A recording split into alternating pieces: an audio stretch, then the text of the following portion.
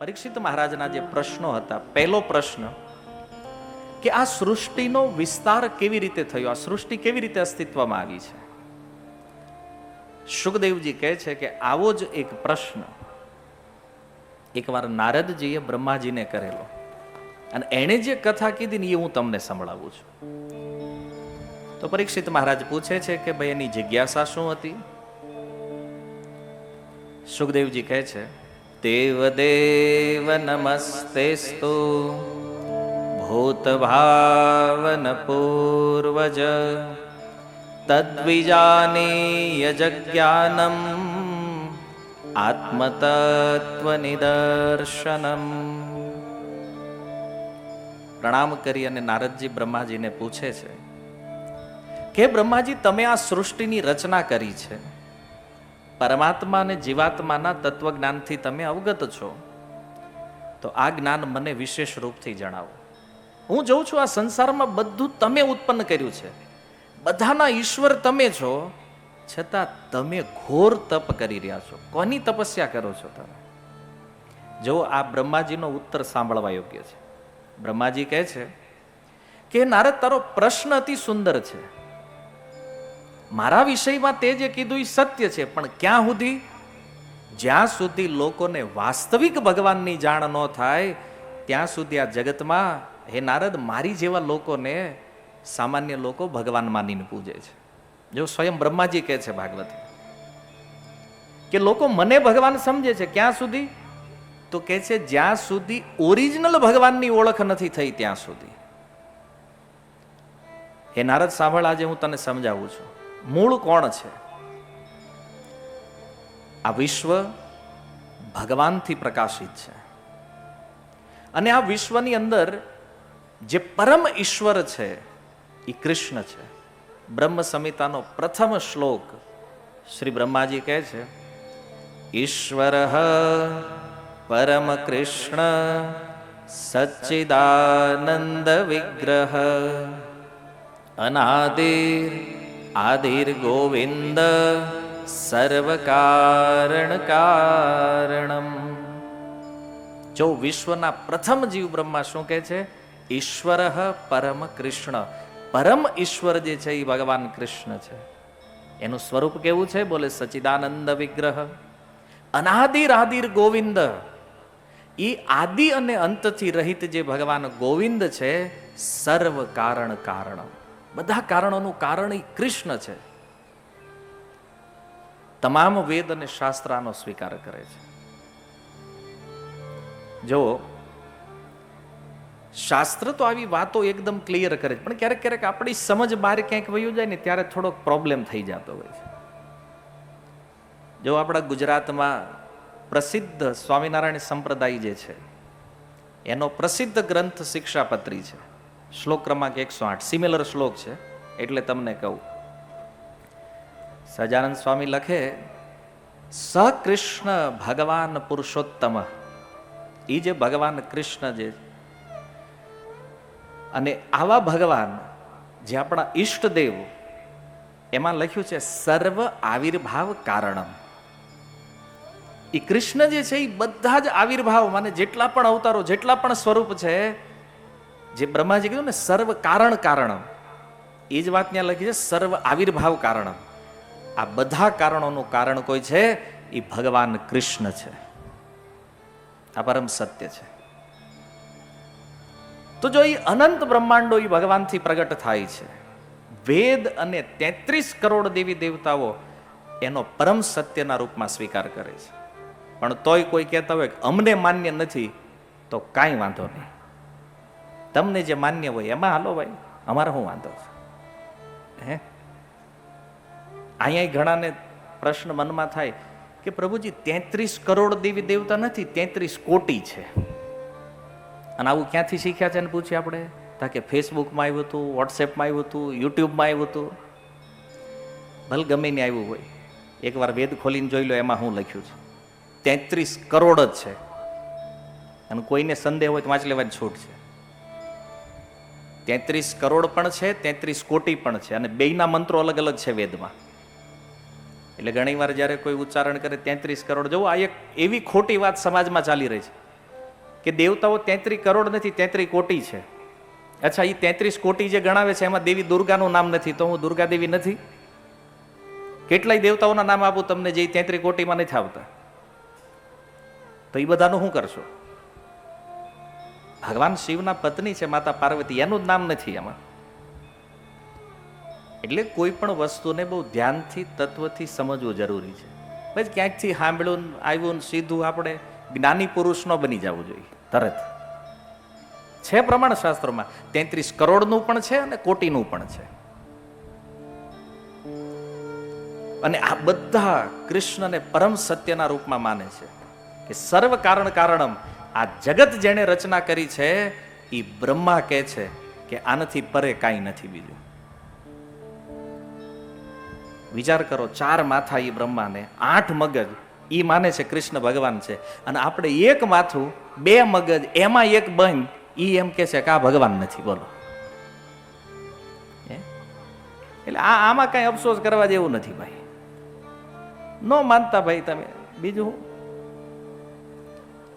પણ જો બ્રહ્માજી કહે છે નારાયણ પરા વેદા દેવા નારાયણાંગજા નારાયણ પરાલોકા નારાયણ પરામખા નારાયણ પરો યોગો નારાયણ પરમ તપઃ નારાયણ પરમ જ્ઞાનમ નારાયણ પરાગતિ. હે નારદ, આ વિશ્વમાં જે કાંઈ છે, વેદ, લોક, યજ્ઞ, યોગ, તપ, જ્ઞાન, ગતિ, આ બધું જ ભગવાન નારાયણ છે. બ્રહ્માજીએ ખૂબ સુંદર ભગવાનના વિષયમાં નિરૂપણ કરતા 24 અવતારોની કથા કહે છે દ્વિતીય સ્કંદમાં. અને ત્યારબાદ પરીક્ષિત મહારાજ કહે છે કે હવે મારું મન ધીરે ધીરે કથામાં લાગી રહ્યું છે. સુખદેવજી બતાવો આ સૃષ્ટિનો પ્રારંભ કેવી રીતે થયો. ત્યારે સુખદેવ ગોસ્વામી કહે છે કે ભગવાન ગર્ભોદકશાહી વિષ્ણુના નાભીથી એક કમળ પ્રગટ થયું અને એ કમળ ઉપર બ્રહ્માજીનો જન્મ થયો. હવે બ્રહ્માજી જ્યારે એ કમળ ઉપર પ્રગટ થયા તો એમણે 2 અક્ષર સાંભળ્યા, એક ત અને બીજો પ. બંને અક્ષરને જોડ્યા, શબ્દ બન્યો તપ, અને બ્રહ્માજી તપ કરવામાં લાગી ગયા. તપસ્યાથી ભગવાન પ્રસન્ન થયા અને ભગવાને કીધું, હે બ્રહ્મા, તમે કેવલ મારી વાણી સાંભળીને મારું તપ કર્યું છે એટલે તમને મારું ધામ પ્રાપ્ત થયું. જો બ્રહ્માજીને હાથ પકડીને ભગવાન લઈ ગયા છે પોતાના ધામમાં, તો ઘણીવાર એવું હોય કે આપણે કહીએ કોઈને કે તમે ભક્તિ કરો ને, તો કે પહેલા ભગવાન દેખાડો પછી કરવી એની. હવે તારી સરપંચને મળવાની વેલ્યુ નથી, સીધા ભગવાનને જોવા. યોગ્યતા નામની કઈ વસ્તુ છે કે નહીં? જો બ્રહ્માજીએ તપ કર્યું છે, એને જોયા નથી ભગવાનને, સાંભળીને. એમ શબ્દના રૂપમાં શાસ્ત્ર આપણી પાસે છે, એને સાંભળીને આપણે ભજનમાં લાગવાનું છે. અને જો એ ભજન કરશું પ્રેમપૂર્વક તો એક દિવસ ભગવાન દેખાશે. આ વિધિ છે એને જોવાની. હવે કોઈ દૂધનું તપેલું લઈને આવીને કે આમાં ઘી દેખાડો, દેખાય? દૂધમાં ઘી છે પણ એને જોવાની એક વિધિ છે. એને એ દૂધને મેળવણ નાખો, દહીં બનાવો, એનું મંથન કરો, છાશ બનાવો, એમાંથી માખણ નીકળે અને એને તાવો એટલે ગરમ કરો તો એમાંથી શુદ્ધ ઘી મળે. આ એક પ્રોસેસ છે. એમાં જગતમાં ભગવાન સર્વવ્યાપી છે, પણ એને જોવાની પણ એક પ્રોસેસ, એક વિધિ છે, જેને શાસ્ત્ર ભક્તિ યોગ કહે છે. આ ભક્તિથી દેખાય. જેના હૃદયમાં પ્રેમ છે એને દેખાય ભગવાન. તો ભગવાન કહે છે કે હે બ્રહ્મા, હું તમને મારી ભક્તિ પ્રદાન કરું છું. તમે મારી પાસે કોઈ વરદાન માંગો ત્યારે બ્રહ્માજી કહે છે કે મને કરતાપણાનું અભિમાન ન આવે, આવું વરદાન આપો. કે આ જગત મેં બનાવ્યું છે ને, આવું અભિમાન ન થવું જોઈએ. ત્યારે ભગવાન એને ચતુશ્લોકી ભાગવત કહે છે. 4 શ્લોકમાં ભાગવતનું જ્ઞાન આપ્યું અને ત્યારબાદ વેદોનું જ્ઞાન આપ્યું. જો ભગવાન કહે છે કે જે વ્યક્તિ આ ચતુશ્લોકીને સમજી લે, ભાગવતને સમજી લે, આને કોઈ દિવસ અભિમાન ન આવે. અભિમાન એ જ કરે છે જે સમજ્યા નથી. તો ચતુશ્લોકી પણ આપી અને વેદ પણ આપ્યા અને પછી આજ્ઞા આપી બ્રહ્માજીને કે હવે તમે સૃષ્ટિનો વિસ્તાર કરો. જો પહેલા બ્રહ્માજીને વેદ પ્રાપ્ત થયા છે અને વેદોનું જ્ઞાન પ્રાપ્ત થયા પછી બ્રહ્માજીએ સૃષ્ટિની રચના કરી છે. તો વેદ જે છે ને એ આ સંસારની બ્લુ પ્રિન્ટ છે. એમાં જે છે એ પ્રમાણે બ્રહ્માજીએ રચના કરી છે અને એ પ્રમાણે જ આ બધું હાલે છે. જ્ઞાન પહેલા આવ્યું છે, રચના પછી થઈ છે. એટલે કહેવાનો અર્થ એ છે, પ્રથમ દિવસની વાત યાદ કરો કે ઘણા લોકો એવું માને છે કે ભગવાન અહીંયા અવતાર લઈને આવે પછી એનું નામ શાસ્ત્રમાં એડ થાય. આ એકદમ અજ્ઞાનપૂર્ણ અને મૂર્ખતાપૂર્ણ વિચાર છે. આ ભાગવત પ્રમાણ છે. પહેલેથી જ બધું નક્કી છે. કયા યુગમાં, કયા સમયે, કયા સ્થાનમાં, કયા માતા પિતાથી કયો અવતાર આવવાનો છે, માતા પિતાના નામ સહિત તમામ અવતારનું શાસ્ત્રોમાં વર્ણન છે. અને જો કોઈને વેમ હોય કે આમ તેમ છે, કઈ જ ગડબડ નથી, બધું ક્લિયર છે. અહીંયા કળિયુગના અંતમાં કલ્કી આવવાનો છે, 2500 વર્ષ પછી બુદ્ધ આવવાનો હતો, આ બધું જ પહેલેથી અહીં લખાયેલું છે. પણ જો ક્યારેક ક્યારેક લોકો પોતાના પાખંડ અવતારોને મનમાં ઘુસાડવા માટે આવી બધી ઉટપટાંગ વાતો, ઉટપટાંગ સિદ્ધાંતો લોકોના માઇન્ડમાં નાખતા હોય છે. કોઈ અવતાર ભગવાનનો એવો નથી જેનું પેલા વેદમાં વર્ણન ન હોય. એવું નથી તત્કાલ આવે છે, કોઈને ખબર નહોતી ને એમ આવી જાય છે. નહીં, પૂર્વ નિર્ધારિત છે. અને બીજી વાત, લીલા પણ ભગવાન એ જ કરે છે અહીં આવીને જે શાસ્ત્રમાં લખી છે. એવું નથી કે લીલા કરી પછી લખાણું છે. જો આ બધી ઘણી તાત્વિક વાતો છે, આના પણ પ્રમાણો છે કે લીલા પહેલેથી લખાય છે અને જેવું લખાણું છે એવી જ લીલા ભગવાનને કરવાની. શું કામ? ત્યારે જ એ પોતાના વચનને સત્ય કરે, શ્રુતિઓના વચનને સત્ય કરે ભગવાન, અને વેદની સત્યતાને પ્રસ્થાપિત કરે છે. અને એ વેદથી વિરુદ્ધ જો ભગવાન હાલશે તો વેદ ખોટા સિદ્ધ થશે. આવું ભગવાન ક્યારેય કરતા નથી. એટલે વેદ જે છે ને એ મૂળ છે. ત્યાંથી જ આ બધી વસ્તુઓ, બધા સ્ક્રિપ્ચર, બધી વસ્તુ આવી છે. અને એટલા માટે આપણે શાસ્ત્ર સમજવા માટે કોઈ ગુરુનો આશ્રય લેવો જોઈએ. કારણ કે મનગઢત રીતે જો બધી વાતો જ્યારે મનમાં આવશે ને તો આ સ્થિતિ થવાની છે.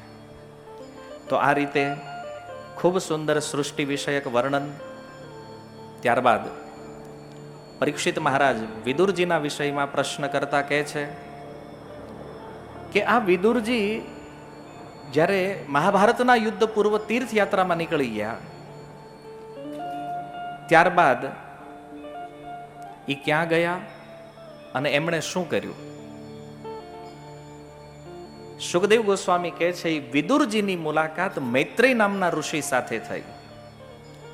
અને મૈત્રેયજી સાથે જ્યારે મુલાકાત થઈ તો એમણે અનેક જિજ્ઞાસાઓ કરી, જેના ઉત્તરમાં વર્ણાશ્રમ ઇત્યાદિ ધર્મનું એમણે વર્ણન કર્યું, કાળનું વર્ણન કર્યું. અને કાળનું વર્ણન કરતા 4 યુગોનું, બ્રહ્માજીના આયુષ્યનું, આ બધા સમયનું વર્ણન કર્યું. જો હું સંક્ષિપ્તમાં તમને કહું, સતયુગની અવધિ છે 17,28,000 વર્ષ, સતયુગની ઉંમર છે.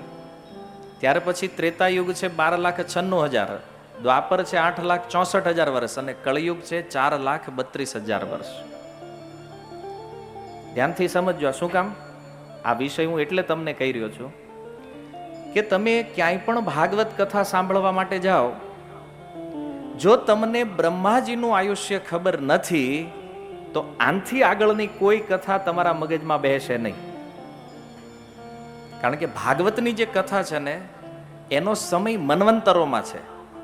અને મન્વંતર તમને ત્યારે સમજાશે જ્યારે તમે બ્રહ્માજીના આયુષ્યને સમજતા હશો, નહીતર બધું ફેલ થાય. અહીંથી આગળનું એમ લાગશે કે આ વ્યાસજીએ ગપ ગોળા માર્યા લાગે છે. આમાં ગપ ગોળા વ્યાસજીએ નથી માર્યા, આપણું મગજ સર્કિટ નાની પડે છે, પકડવામાં આવે. વાત સમજાય છે? તો આ ચારેય યુગનો સરવાળો કરો એટલે 43,20,000 વર્ષ થાય, જેને એક ચતુર્યુગી કહેવામાં આવે છે. અને 43,20,000 એને ગુણ્યા 2000 કરો એટલે 8,64,00,00,000 વર્ષ આ બ્રહ્માજીના 24 કલાક થાય. અને આવું બ્રહ્માજી 100 વર્ષ જીવે.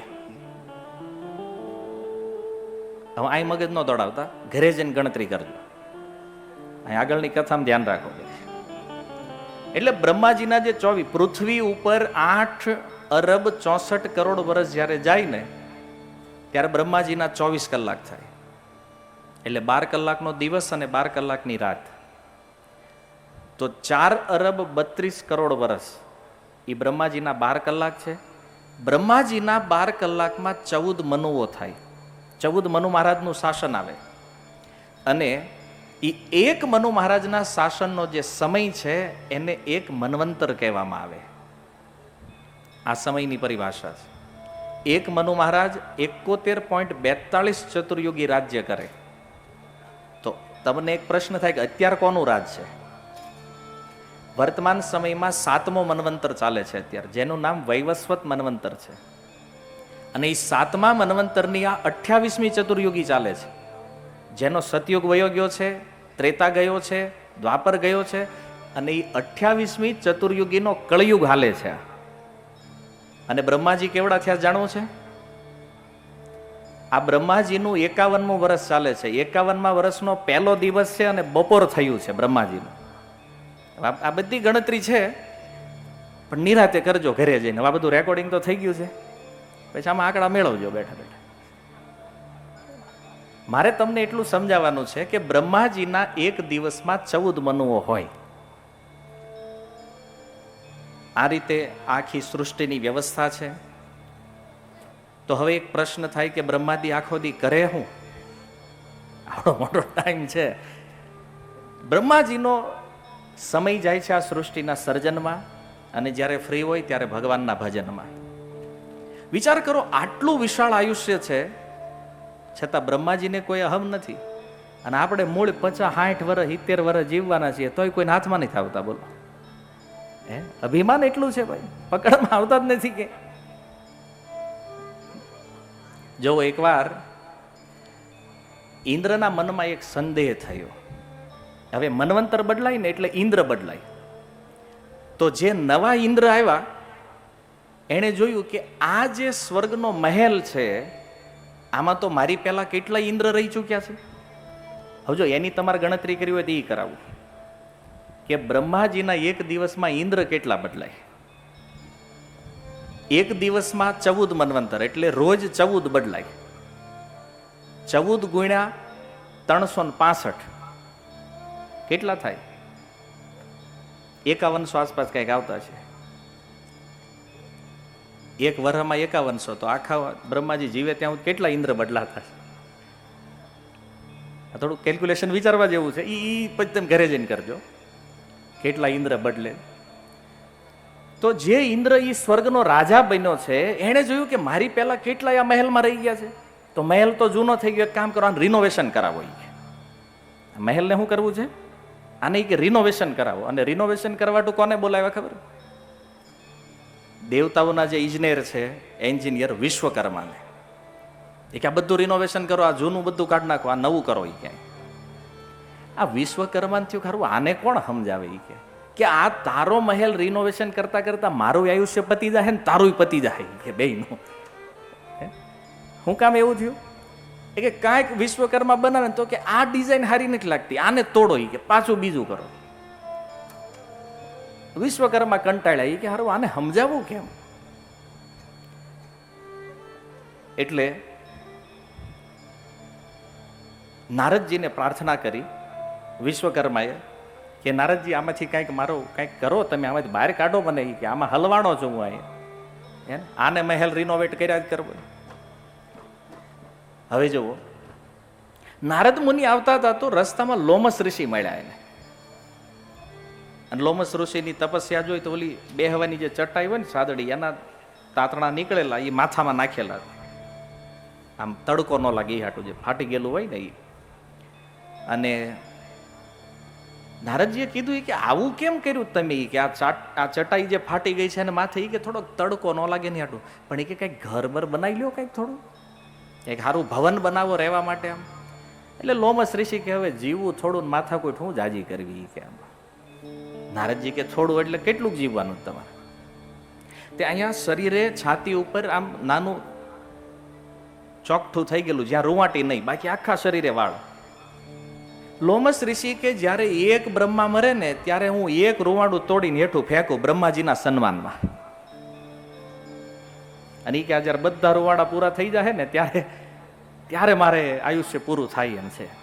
તમે વિચાર કરો, નારદજી ચક્કર ખાઈ ગયા. એક રૂવાડું ખરે ત્યારે એક બ્રહ્મા મરે, આટલું અનંત આયુષ્ય છે, તો એ કહે કે જીવું થોડું માથાકૂટું જાજી. તો એલો ઇન્દ્ર ખોટું પ્લાનમાં લાગ્યો છે કે ત્યાં. તો નારદ મુનિ આવ્યા સ્વર્ગમાં અને વિશ્વકર્માજીને પ્રાર્થના કરી, આનું કંઈક કરો. એ કે હક નહીં લેવા દે, કેમ કે મારું આયુષ્ય પતાવી દે ને એનું પતાવી દે, આ રિનોવેશન થાય એમ નથી. નારદજી કીધું તું શાંતિ રાખે. નારદજી કે એક કામ કરો, બ્રહ્માજીને આ કમ્પ્લેન કરો. એ કે આ બ્રહ્માજીને કીધું. બ્રહ્માજી કે ઇન્દ્ર એક કામ કરે, તું જા એ લોમસ ઋષિ પાસે પહોંચતો, એનું ઘર બનાવી દે પેલા, ત્યાં તારું રિનોવેશન થઈ જાય અહીં સ્વર્ગનું. તો ઇન્દ્ર આવ્યા એની પાસે, આવીને લોમસ ઋષિને કહે છે તમારે હાટું ઘર બનાવવાનું છે. એ કે શું કામ? બ્રહ્માજીએ મોકલ્યો જ મને. એ કે પણ મારે જીવવાનું થોડુંક છે એમાં, કે માથાકૂટ ક્યાં આપણે કરવાની છે. તો ઓલો જે જવાબ એને આપ્યો તો નારદજીને, ઇન્દ્રને કીધું, એ કે થોડું એટલે કેટલું જીવવાનું? બસ એ કે એક રૂવાડું ખરે ને એક બ્રહ્મા મરે, આટલું જ જીવવાનું છે. અરે ઇન્દ્ર ગાંડો થઈ ગયો. એ કે મારે તો મૂળ 71.42 ચતુર્યુગ રહેવાનું છે અને તોય હું આટલી માથાકૂટ કરું. પછી રિનોવેશનનો પ્રોગ્રામ કેન્સલ રાખ્યો. હજુ આ કથા ઘણી વાર તમે પહેલા સાંભળી હશે, પણ આ કથામાં એક મૂળ જે છે ને એ મારે તમને કહેવું છે કે લોમસ ઋષિનું આટલું મોટું આયુષ્ય થયું કેવી રીતે, આટલું લાંબુ આયુષ્ય એને કેવી રીતે પ્રાપ્ત થયું છે. તો આ લોમસ ઋષિની અંદર અમુક સદગુણો છે, 3 ગુણ છે. એક, ગાય કોઈ મળે ને રસ્તામાં તો હંમેશા ગાયની જમણી બાજુથી નીકળે અને ગાયને પ્રણામ કરે. બીજું, બ્રાહ્મણના ચરણ ધોઈને જ્યાં સુધી ચરણામૃત ન લે ત્યાં સુધી જળ ગ્રહણ ન કરે, એવી અતૂટ બ્રાહ્મણમાં શ્રદ્ધા એની. અને ત્રીજું, જળનું બહુ સન્માન કરતા, કારણ કે એ માનતા હતા જળ જે છે ને સાક્ષાત નારાયણ છે. નાર કે છે જળને, અયન માને જે જળમાં શયન કરે છે એ છે નારાયણ. તો આ લોમસ ઋષિ એનો નિયમ પણ એકવાર બન્યું એવું કે એને કોઈ બ્રાહ્મણ ન મળ્યા, કોઈ ગાય ન મળી, તો એના કમંડળમાં જળ તો હતું, પીધું નહીં, કારણ કે જ્યાં સુધી કોઈ બ્રાહ્મણનું ચરણામૃત આવે નહીં તો પીવા ન મળે. તો આખો દિવસ વ્યતીત થઈ ગયો અને જોયું એક જંગલમાં એક તળાવ હતું, 1 વીઘામાં હશે તળાવ. અને તળાવમાં ગયા, જોયું તો કે આ કોઈ બ્રાહ્મણ તો નથી, હવે ચરણામૃત લીધા વગર તો હું આ કરી ન શકું. તો એણે જોયું કે એ તળાવના આણપાની સાઈડ હતા, સામેના કાંઠે એક સ્ત્રી છે, વનવાસી સ્ત્રી, એની પાસે 2 બાળકો છે. તો લોમસ ઋષિ જોતા હતા એ શું કરે છે. તો એ સ્ત્રીએ તળાવમાં સ્નાન કર્યું. સ્નાન કરીને પછી એક બાળક જે છે એને પોતાના સ્તનથી દૂધ પીવડાવ્યું. પછી બાળકને સાઈડમાં મૂક્યું, પછી પોતાના સ્તનને ધોઈ નાખ્યું પાણીથી, પછી બીજું બાળક લીધું, પછી એને દૂધનું પાન કરાવ્યું. તો લોમસ ઋષિને આશ્ચર્ય થયું કે હારું આ શું કરે છે. એટલે જઈને એને સ્ત્રીને પૂછ્યું, એ કે આ 2 બાળક તો તમારા હતા? કે હા મારા છે. તો પછી એક બાળકે જ્યારે સ્તનપાન કર્યું છે તો પછી આ સ્તન ધોયું શું કામ તમે? ત્યારે એ સ્ત્રી કહે છે કે હે મુનિ સાંભળો, આ જે પહેલું બાળક જે છે ને એ મારા પતિનું છે, મારા પતિથી મને થયું છે આ બાળક. અને આ બીજું બાળક જે છે ને એ કોઈ બ્રાહ્મણથી થયું છે, આ બ્રાહ્મણનો અંશ છે. તો હું તો એક વનવાસી છું, શુદ્ર સ્ત્રી છું, તો મારા બાળકે પીધેલું જે સ્તન છે એ જૂઠન હું કોઈ બ્રાહ્મણને કેવી રીતે આપી શકું? જો સ્ત્રીની વાત ધ્યાનથી સમજો, એ કે આ બ્રાહ્મણનો અંશ છે તો આને હું જૂઠન આપી શકું નહીં. અને ત્યારે લોમસજીને થયું કે હાલો ક્યાંક ને ક્યાંક બ્રાહ્મણ મળ્યો તો ખરો. હવે તમે વિચાર કરો, એ સ્ત્રી કહે છે કે આ મારા પતિથી બાળક છે, ઓલું કોઈ બ્રાહ્મણથી, એનો મતલબ એ કોઈ સતી નથી, એ વ્યભિચારી સ્ત્રી છે. પણ લોમસજીની બ્રાહ્મણમાં શ્રદ્ધા જોવો તમે. એ બાળકનું ચરણ એના કમંડળમાં ડુબાડી અને એણે ચરણામૃત પાન કર્યું અને ત્યાં એક ઘટના એ બની કે તળાવે ગાયબ, એ સ્ત્રી પણ ગાયબ, બંને બાળકો પણ ગાયબ. અને જોયું તો આકાશમાં બ્રહ્મા વિષ્ણુ મહેશ ત્રણેય ઉપસ્થિત થઈ ગયા સામે. અને એને કીધું, લોમસ, અમે તારી પરીક્ષા કરી રહ્યા હતા, તારી બ્રાહ્મણમાં નિષ્ઠા કેટલી છે. જો આ સદગુણ છે અને એના કારણે લોમસજીનું અનંત આયુષ્ય બન્યું છે આટલું. પણ જો ક્યારેક ક્યારેક લાંબુ આયુષ્ય હોય ને, એ તે કંટાળાજનક થઈ જાય. તો લોમસ ઋષિએ કીધું, પ્રભુ આટલું લાંબુ આયુષ્ય, વારી ઘડિયા સૃષ્ટિ બને અને બગડે ને હું એનો એ મજા નથી આવતી, આનું કંઈક કરો. ત્યારે ભગવાન કહે છે, લોમસ, જ્યાં સુધી તારી બ્રાહ્મણ, ગાય અને જળમાં શ્રદ્ધા છે ને, ત્યાં સુધી તો તારે આયુષ્ય ભોગવવું જ રહ્યું. જેવો ચાહવા છતાં નષ્ટ ન થઈ શકે. આ પાવર છે. બ્રાહ્મણ, ગાય, પ્રકૃતિની સેવા કોઈ કરે ને, એનાથી લોમસજીને આટલું અનંત આયુષ્ય મળ્યું છે. આલામાં આ જોવો, જળની સાથે આપણો દુર્વ્યવહાર કેવો છે. અને એનું પરિણામ એ છે કે ભવિષ્યમાં એક એક ટીપા હાટું તરસવાના છીએ પાણીના. અમુક વિશ્વના ભાગોમાં તો શરૂ થઈ ગયું છે પાણીની સમસ્યાઓ. શું કામ? જળનો કોઈ આદર નથી. આ જો ભારતમાં એવું એક પણ શહેર નથી જ્યાં ગંદી નદીઓ નથી જતી. જેટલું ટોયલેટમાં મળમૂત્ર ત્યાગ કરીએ ને, બધું નાખવી જ ક્યાં આપણે? નદીઓમાં, આ પવિત્ર નદીઓમાં. પહેલા સિસ્ટમ નહોતી, પણ આપણે સોફિસ્ટિકેટેડ થવું હતું, ફોરવર્ડ થવું હતું, ગટર સિસ્ટમ લાવ્યા, નાખી આમાં. આ પવિત્ર નદીઓના જે અપરાધ કર્યા છે આપણે, એનું ફળ એ છે કે પાણી માટે તરસશું એક દિવસ. આવું આવશે ભવિષ્યમાં. વ્યવહાર સમજતા નથી આપણે. નદીઓને માતા તો માનીએ છીએ, જળમાં જાહેર, માનો કોઈ તળાવ હોય, કોઈ નદી હોય, કોઈ સરોવર છે, એમાં થૂકવું એ પણ પાપ છે, શાસ્ત્ર કહે છે. આ સનાતન ધર્મની મર્યાદા છે. અને આપણું જીવન અત્યારે બિલકુલ મર્યાદાઓથી હીન છે. બધા જ આવી ગયા એમાં. આપણે શહેરમાં જે રહીએ છીએ એવું નથી કે અમે બહાર છીએ આનાથી, કારણ કે એ જ આપણે ઘરે ટોયલેટ બાથરૂમનો યુઝ કરીએ. અંતે તો ગટર તાપી મૈયામાં જ ભળે છે ને બધી. અને જો એ તાપીની મહિમા શાસ્ત્રમાં શું છે? ગંગામાં સ્નાન કરવાથી, યમુનાજીનું આચમન કરવાથી જે ફળ મળે ને, એ તાપીનું ખાલી સ્મરણ કરવાથી પ્રાપ્ત થઈ જાય, જેના તટે આપણે બેઠા છે. ત્યાં આપણે શું કરીએ? ગટરોના ઢાંકણા ખોલ્યા છે એમાં, ફેક્ટરીઓના એ ગંદા કેમિકલ જળ એ બધું નાખી છે એમાં. નથી. શાસ્ત્ર અનુસાર ચાલશું તો જ જીવન સુરક્ષિત છે, યાદ રાખજો. એવી તો ઘણી બધી વાતો છે, પણ મૂળ વાત એ છે કે લોમસ ઋષિને જળમાં પણ અપાર શ્રદ્ધા. નારાયણનું સ્વરૂપ માને છે જળને. તો આ રીતે સુંદર લોમસ ઋષિની કથા દ્વારા સુખદેવજી બતાવે છે કે આયુષ્ય ઓછું છે અને એમાં ભજન કરવું એ લક્ષ્ય છે, બાકી તો સમયનો બગાડ છે. અને આ સમય એટલા માટે વર્ણિત કરવામાં આવ્યો છે ભગવાન નારાયણનું રૂપ બતાવવા માટે, કે ભગવાન નારાયણ છે એ કેવા છે. બોલે બ્રહ્માજીના 100 વર્ષનો સમય એ ભગવાન કારણોદક્ષા એ વિષ્ણુનો અડધો શ્વાસ છે ખાલી. તો જો એ વિષ્ણુ કેવડા હશે.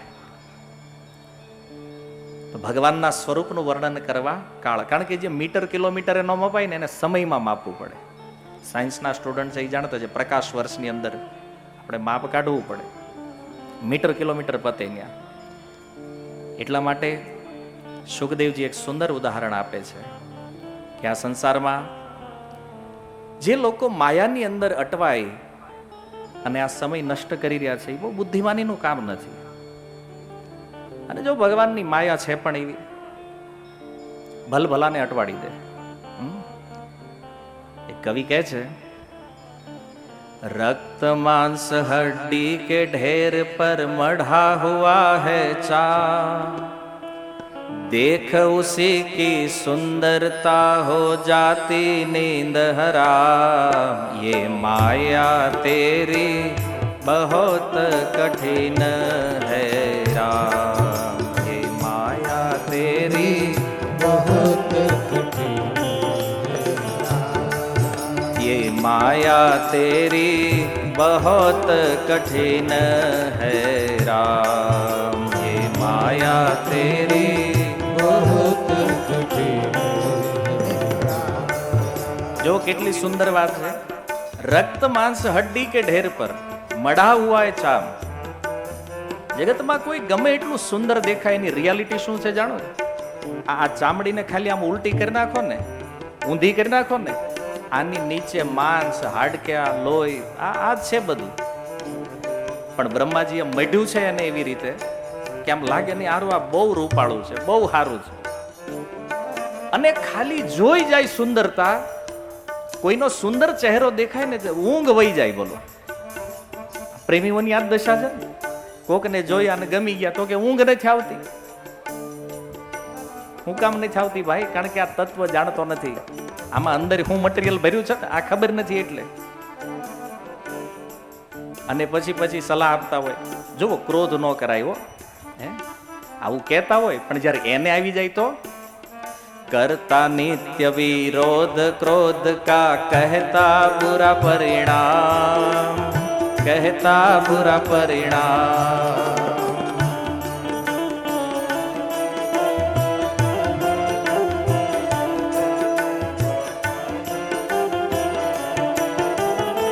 होता क्रोधित स्वयं तो होती वाणी भी न लगा, वाणी भी न लगा.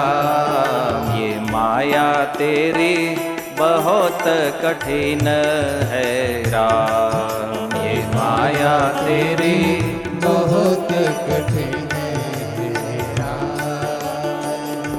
સલાહ બીજાને આપતા હોય ક્રોધ ન કરાય, પણ એનો મગજ જયારે ફાટી જાય પૂછ્યું તમે કેમ આમ કરો છો ભાઈ, તો કે ઈ હવે કંટ્રોલ ગુમાવી દીધો. બીજું શું ઈ કે તો બધા નામ જ હોય. સલાહ દેવી ક્રોધ ન કરો ઈ વાત જુદી છે, પણ જયારે આપણને આવી જાય ત્યારે હું બોલવું, શબ્દ હું નીકળે એનું ભાન નથી રહેતું. અને આપણે લેવા જેવી જે શિક્ષા છે, मृत्यु देखता है औरों की रोज सवेरे शाम, रोज सवेरे शाम. मृत्यु देखता है औरों की रोज सवेरे शाम, रोज सवेरे शाम. भवन बनाता ऐसे जैसे हरदम यहाँ मुकाम, ये माया तेरी बहुत कठिन है राम, ये माया तेरी बहुत कठिन है राम, ये माया तेरी बहुत कठिन है राम, माया तेरी बहुत कठिन है राम. કે છે મૃત્યુ દેખતા હૈ औरों की. રોજ સવારમાં પેપર ખોલે, શ્રદ્ધાંજલિની કોલમ જોવે કે આજે આટલા ફોટા છપાડા, કાલે આટલા ફોટા બીજા આવે. ક્યારેક સ્મશાનમાં જવાનું આવે, જોવે કે આપણા સ્વજન તો બળે, હારે 10 બીજા હુતા છે. રોજ બીજાની મૃત્યુ જોવે છે. અને પાછો ભવન એવા બનાવે છે કે જાણે કાયમ પરમેનન્ટ અહીં રહેવાનું હોય. બહુ લાંબુ નથી ભાઈ, 60-70 વર્ષ છે. એટલે સુખદેવજી કહે છે અભિમાન છોડો, આ બધી સંસારની નાની મોટી માથાકૂટ મૂકો અને આત્મકલ્યાણ માટે કેવલ કૃષ્ણને પકડો.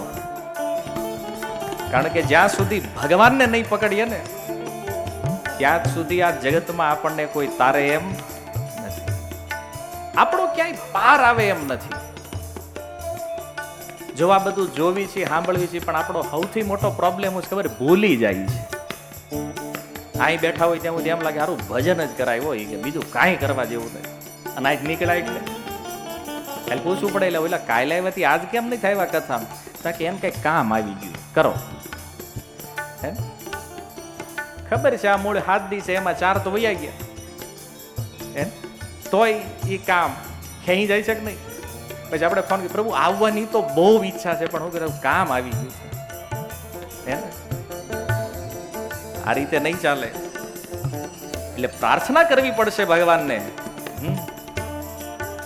કે હે પ્રભુ તમે માયાપતિ છો, કરુણાનિધિ તમારું નામ છે. હે નાથ તમે આ તમારી માયાને થોડીક હટાવો તો અમને કાંઈક વિશ્રામ મળે. ભગવાન કે હું તો રેડી છું, હમણાં એક ચપટી, એક સંકલ્પ, માયા દૂર. પણ કન્ડિશન એક છે કે તું મારી શરણમાં આવી જા, તત્કાલ માયાને દૂર કરી દઉં. તો સામે આપણે અઠી પાછળ નહીં, પહેલા માયા દૂર કરો પછી શરણમાં આવું. ભગવાન કે નહીં, કન્ડિશન ઊંધી, પહેલા શરણમાં આવ્યું તો માયા દૂર કરો. આમાં વાટે ઉભા થામા હાલી. તો ઉપાય તો એક જ છે, હરે કૃષ્ણ હરે કૃષ્ણ કૃષ્ણ કૃષ્ણ હરે હરે હરે રામ હરે રામ રામ રામ હરે હરે હરે કૃષ્ણ હરે કૃષ્ણ કૃષ્ણ કૃષ્ણ હરે હરે રામ હરે રામ રામ હરે હરે કૃષ્ણ હરે કૃષ્ણ કૃષ્ણ કૃષ્ણ હરે હરે હરે રામ હરે રામ રામ રામ હરે હરે હરે કૃષ્ણ હરે કૃષ્ણ કૃષ્ણ કૃષ્ણ હરે રામ હરે રામ રામ રામ હરે કૃષ્ણ હરે કૃષ્ણ કૃષ્ણ કૃષ્ણ હરે હરે રાધે રામ હરે રામ રામ રામ હરે હરે હરે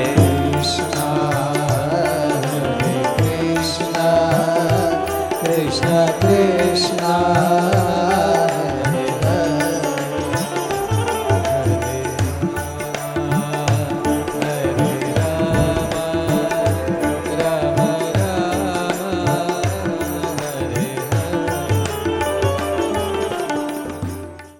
મંગલ હરિનામ સંકીર્તન કી.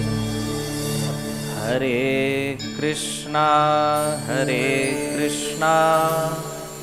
કૃષ્ણ કૃષ્ણ હરે હરે હરે રામ રામ રામ હરે હરે. તો જો સુંદર વાત સુખદેવજી કહે છે પરીક્ષિત મહારાજને, હે પરીક્ષિત, આ સંસારમાં મનુષ્ય જીવન જે દુર્લભ છે અને એમાં કરવા જેવું કાર્ય આ ભક્તિ છે, ભજન છે. જો આપણા સંસાર વ્યવહારની સાથે સાથે કૃષ્ણ કનેક્ટ થાય જીવનમાં,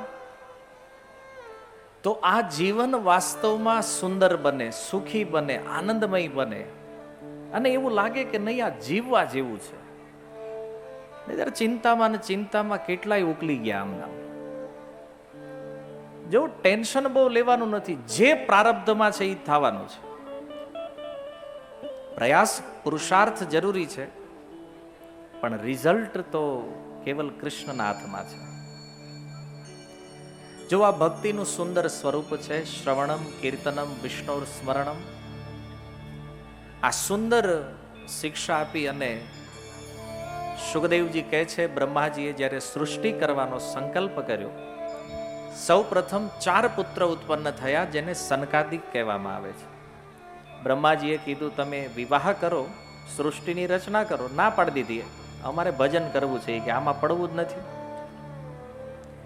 જો ના પાડી આ ચારેય પુત્રોએ તો બ્રહ્માજીને ક્રોધ આવ્યો અને બ્રહ્માજીની ભ્રુકુટીથી એક રડતા રડતા બાળક પ્રગટ થયું, જેનું નામ થયું રુદ્ર.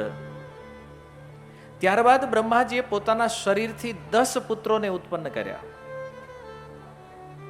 અને બ્રહ્માજી જોવે છે કે સૃષ્ટિનું સર્જન થઈ નથી રહ્યું.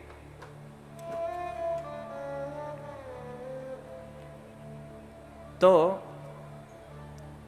બ્રહ્માજી આમ વિચાર કરે, એના જમણા હાથથી એક પુરુષ પ્રગટ થયા અને ડાબા હાથથી એક સ્ત્રી. આ જગતના પ્રથમ મૈથુની સૃષ્ટિના પ્રથમ પુરુષ અને સ્ત્રી એ છે મનુ મહારાજ અને શત્રુપાજી.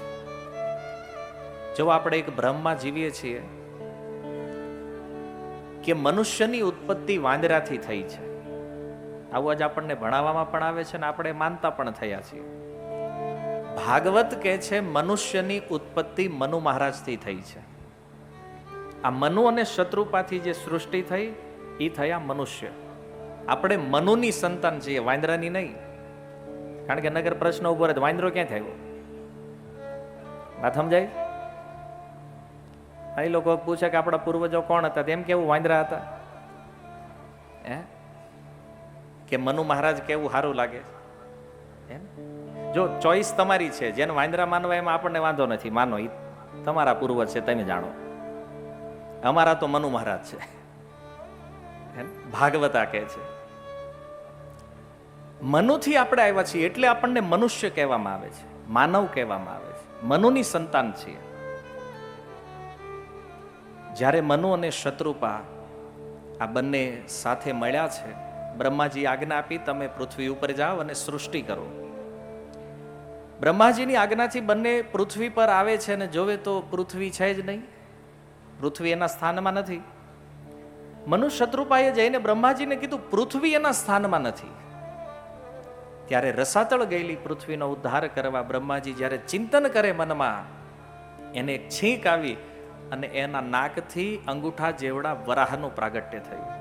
જોત જોતામાં એ વરાહે વિશાળ દેહ ધારણ કરી લીધો અને બ્રહ્માજીને સમજતા વાર ન લાગી કે આ સાક્ષાત વિષ્ણુ છે જે વરાહ બનીને આવ્યા છે.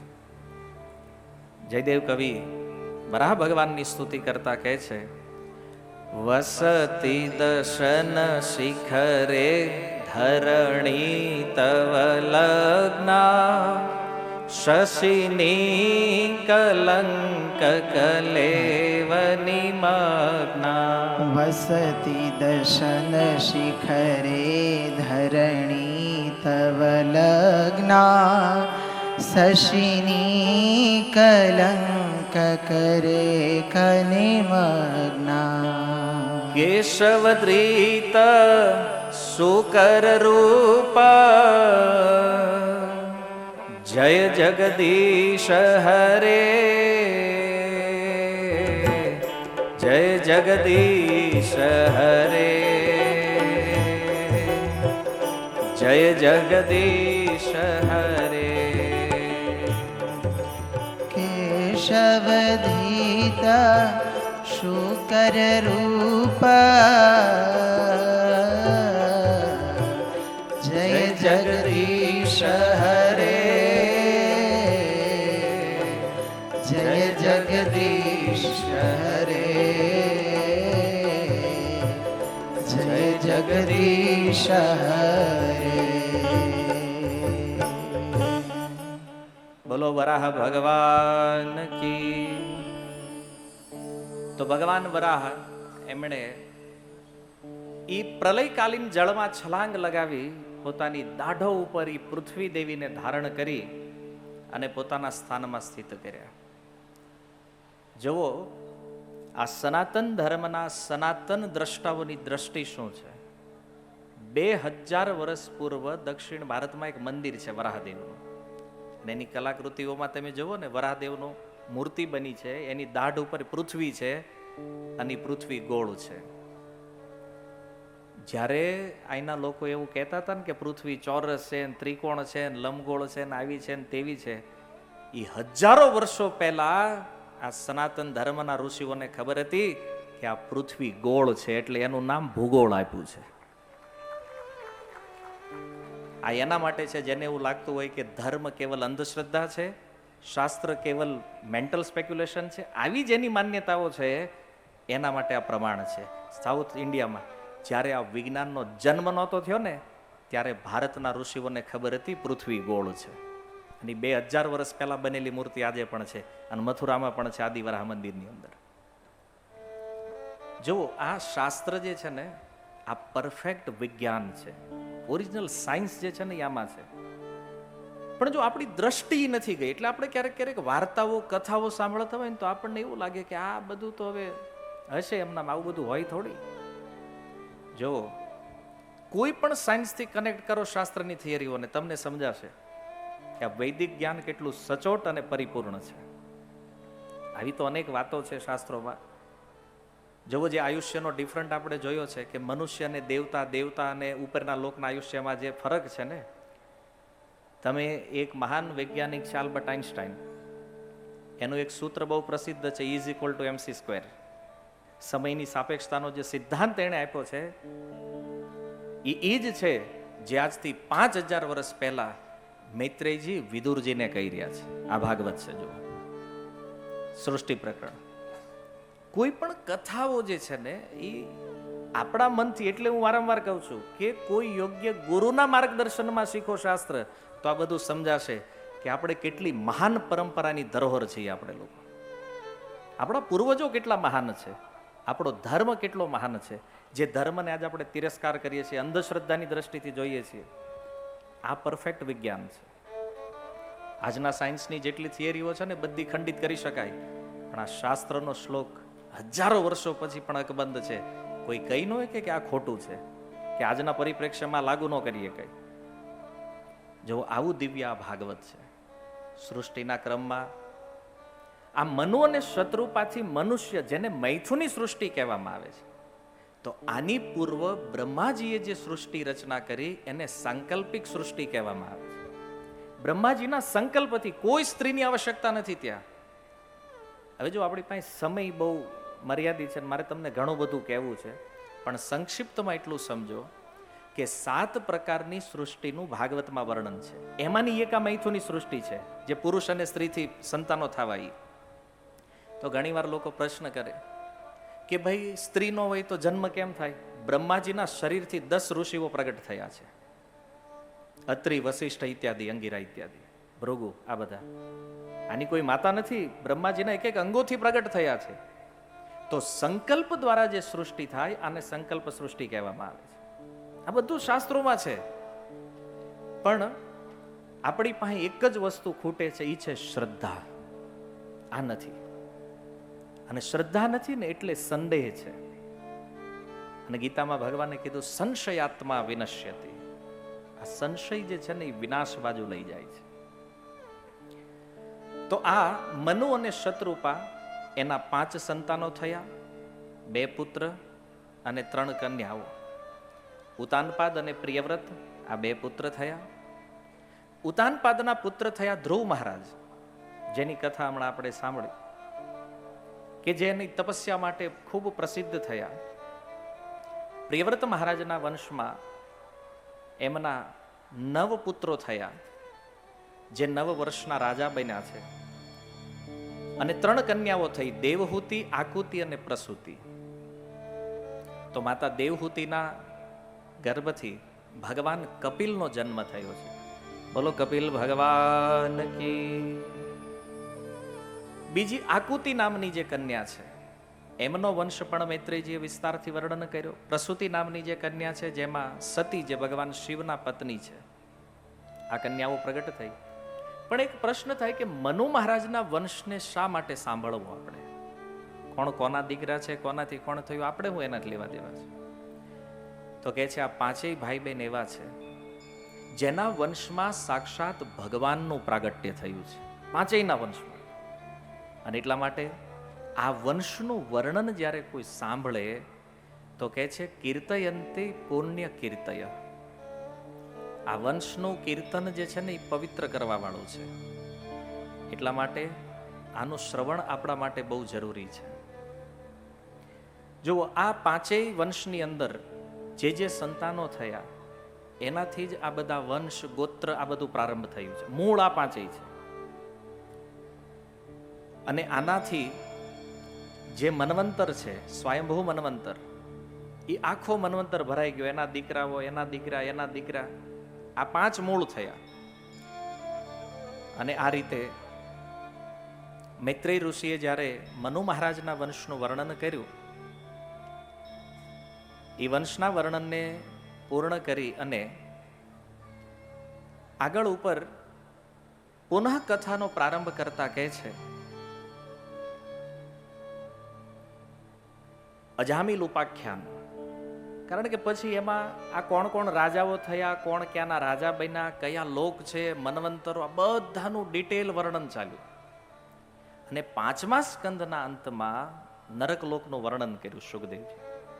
હવે નરકનું વર્ણન સાંભળ્યું, 28 નરકોનું વર્ણન કર્યું કે ભાઈ જે લોકો માંસાહાર કરે છે એને કુંભી પાકમ નામના નરકમાં નાખવામાં આવે. જેમ અહીંયા તમે ફ્રાય કરીને ખાવ છો એમ તમને ત્યાં ફ્રાય કરવામાં આવશે. એટલો સમય ઓલે એક મરઘી ખાધી છે તો એના શરીર ઉપર જેટલા રૂવાટા હોય ને એટલા 1000 વર્ષથી કુંભી પાકમ નરકમાં દંડ મળશે. અહીંયા જે 5-10 મિનિટની તમારી મજા છે ને એ હજારો વર્ષોની સજા બનવાની છે. કોઈ વ્યક્તિ વ્યભિચાર કરે છે તો એના માટે પણ એક નરક છે, તપ્ત સુરમી. જેમ અહીંયા પુરુષ સ્ત્રીઓને આલિંગન કરવામાં આનંદ આવે છે, ત્યાં લોખંડના પૂતળાઓ બનાવેલા છે, નીચેથી અગ્નિ તપે છે અને લાલ ચોળ ગરમ પૂતળો એની હારે આલિંગન કરાવવામાં આવશે. કોઈ નશો કરે છે અને અહ્યપાન નામના નરકમાં નાખવામાં આવે છે. અહીંયા જે રીતે નશાનું પાન કરે છે, સીસુ જે એક ધાતુ છે એને ગરમ કરીને એને પીવડાવવામાં આવે છે. અને ઘણા એ વિચારતા છે કે આ તો બધું બીવરાવા હાટું છે, એ કે કોણે જોયું છે. કારણ કે બુદ્ધિ આપણી ને, વિચાર આપણો ને, બસ ગમે એ આવ્યું એ બોલી જ નાખવાનું. તમે ભલે જોયું નો, એમ તો તમે અમેરિકાએ જ જોયું, ઘણા નહીં ગયા હોય. એમ કેટલા ગયા છે? તો કે વિઝા મૂક્યા છે, વારો નથી આવ્યો, કાંઈ વાંધો નહીં, નથી ગયા ન હોય. આ દુનિયામાં એવા ઘણા દેશો છે જેના નામે આપણે નથી સાંભળ્યા ભાઈ. તો તમે શું માનો છો એ ભૂલી જાઓ. શાસ્ત્ર સુખદેવજી કહે છે ભાઈ આ નરક છે. જેમ શહેરની અંદર કોઈ ક્રાઇમ કરે તો જેલ વિભાગ છે, એમ પ્રકૃતિના નિયમ કોઈ તોડે તો એના માટે આ નરકના દંડની વ્યવસ્થા છે. અને તમને એમ હોય કે અહીંયા પોલીસને, કોર્ટને ઉલ્લુ બનાવીને નીકળી જાઓ, અહીંથી બચી શકો પણ પ્રકૃતિના કાયદાથી કોઈ બચી શકે. એટલે વેમમાં ન રહેવું જોઈએ. પાપ કરતા હોય ત્યારે પાવર હોય કે ના આપણને કોઈ કાંઈ ન કરી લે, એમ આપણી ઓળખાણ મોટી, કાંઈ કામ ન લાગે. તમે જોયું ટ્રક વાળા બહુ જ્ઞાની હોય, ટ્રકની વાહે સૂત્ર લખ્યું હોય, મોત કભી રિશ્વત નહીં લેતી. આપણે વાંચીએ છીએ ને, હે ને, યમરાજજીનું એકાઉન્ટ નથી, એ આપણા એકાઉન્ટ રાખે બધાના, પણ એનું એકાઉન્ટ નથી જ્ઞાત એમ કે ભાઈ થોડાક હાલો ને તમને નાખવી, નામ મોકલો તમારા ટ્રાન્સફર કરવી, થોડાક જ્ઞાન નો હાલે. દંડ મળશે. નાનું પાપ છે એનો નાનો દંડ, મોટું પાપ છે એનો મોટો દંડ. તો 28 નરકોનું વર્ણન જ્યાં સુધી થયું, પરીક્ષિત મહારાજ ધ્રુજવા માંડ્યા. એ કે આવી ભયાનક યાતનાઓ. સુખદેવજીને કે કથા ઉભી રાખો. પહેલા એ બતાવો કે નરકમાં જવાનું જેનું કન્ફર્મ થઈ ગયું હોય, આને પણ નરક જાતા બચાવવો હોય, આનો ઉપાય શું છે? પછી કથા આગળ કહેજો. બીજી જો બ્રેક લીધો છે, આ અજામિલ ઉપાખ્યાન એક એક્સ્ટ્રા કથા છે ભાગવતની, વચ્ચે અટકાવી કથા. જો નરક કેમ ન જવાય એને જ પૂછતા પરીક્ષિત મહારાજ. પ્રશ્ન સમજજો.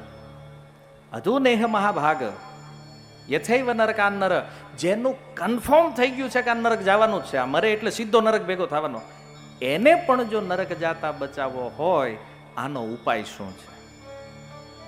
સુખદેવજી કહે છે પ્રાયશ્ચિત કરવું જોઈએ એને.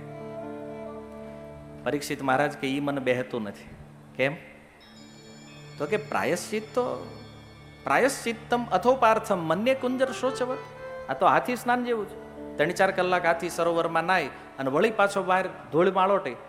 તો ધૂળમાં જ આલોટવું હતું તો નાયો શું કામ છે ને? એમ પાપનું કોઈ પ્રાયશ્ચિત કરી લે. ચાલો ભાઈ પાપ થઈ ગયું છે, ગંગામાં ગયા, હરિદ્વાર ગયા, નાય આવ્યા, પાપથી મુક્ત થઈ ગયા, પણ એની શું ગેરંટી છે ફરીને પાપ નહીં કરો પાછું?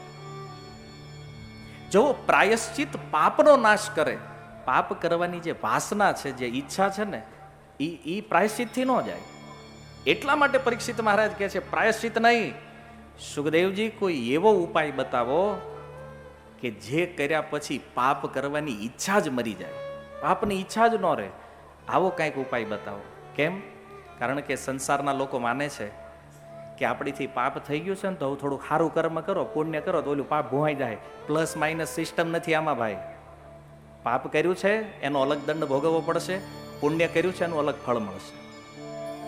જો પુણ્ય પણ એક પ્રકારનું પાપ જ છે. કેમ? કારણ કે બે બંધનમાં નાખવા વાળા. જેમ પાપનું ફળ દુઃખ છે, પુણ્યનું ફળ સુખ છે બંધન બેયમાં. એટલે પાપને પુણ્ય વડે કે પુણ્યને પાપ વડે કોઈ દી કાપી એકાતું નથી. ભાગવત ના પાડે. જુઓ 6ઠો સ્કંદ 1લો અધ્યાય અને શ્લોક ક્રમાંક છે 11, 6:1-11. સુખદેવજી કહે છે, કર્મણા કર્મ નિર્હારો નહીં આત્યંતિક ઇષ્યતે અવિદ્યદક અધિકારિત્વાત પ્રાયશ્ચિત્ત વિમર્શનમ. કર્મ દ્વારા કર્મનો નાશ થાય નહીં.